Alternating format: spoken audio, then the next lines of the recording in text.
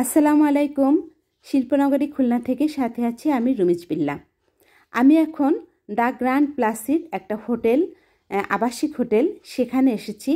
তো এখানে আসার একটা উদ্দেশ্য আছে। তো সেটা হচ্ছে আমার ছোট খালাম্মা গতকাল রাতে ভীষণভাবে অসুস্থ হয়ে পড়েছিলেন। তো পাশেই আমাদের খুলনা সিটি মেডিকেল, কিন্তু সিটি মেডিকেল হসপিটালে মানে এমার্জেন্সিভাবে কেবিনের ব্যবস্থা না থাকায় তখন খালাম্মাকে এখানে উঠানো হয়েছে। এটা খুলনার এক্সপেন্সিভ হোটেলদের মধ্যে একটা, দি গ্র্যান্ড প্লাসিড। তো এই গ্র্যান্ড প্লাসিডে আমি এসে প্রায় 1.5 ঘন্টার মতো খালাম্মার সাথে ছিলাম। আমি এখানে অনেক গল্পগুজব করেছি, ঘোরাঘুরি করেছি।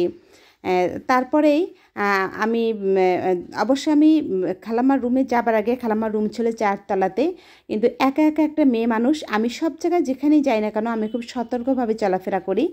তো আমি আর কি ম্যানেজারকে বলেছি যে আমি একা যাব না, আপনাদের হোটেল বয় দিয়ে আমাকে পৌঁছে দিয়ে আসেন।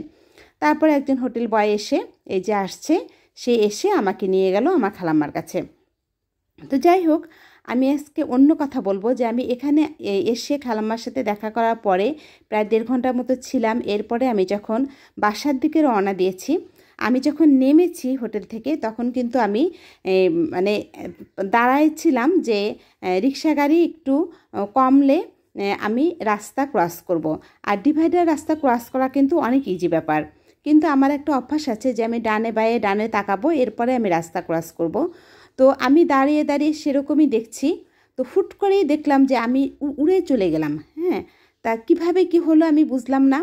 তা আল্লাহর অশেষ মেহেরবানি যে ওখানে যে দারোয়ান ছিল, প্লাসিডের হোটেল গ্র্যান্ড প্লাসিডের যে দারোয়ান ছিলেন, উনি দৌড়ে এসে আগে হাত তুলে গাড়ি ঘোড়া বা অন্যান্য যানবাহন এদেরকে থামাই দিছে।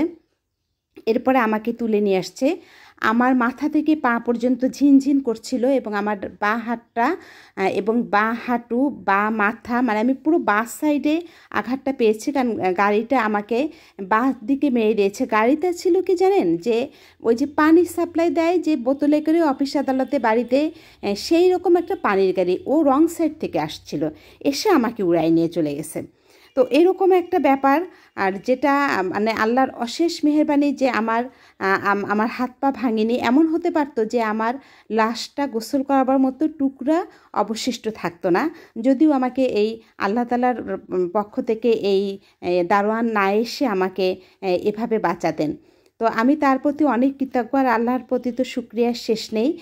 তো সেই মুহূর্তে আমাকে সাথে সাথে হসপিটালাইজড করা হয়েছে, এবং আমার মানে প্রাথমিক যে ট্রিটমেন্ট সেটা দেওয়ার পরে এরপরে কিন্তু আমি অনেক দিন ভুগেছি। অনেক দিন আমার এই হাত আর পা ঠিক হতে আমার প্রায় 1.5 মাসের মতো লেগে গিয়েছিল, কিন্তু কোনো ভাঙচুর হয়নি। এটাই আল্লাহর রহমত। আর যেটা বলছিলাম যে অনেক কিছু হতে পারতো, কিন্তু সেটা হয়নি। তো এভাবেই কিন্তু আমরা আল্লাহর কাছ থেকে রহমত পাই। আল্লাহ হাফেজ।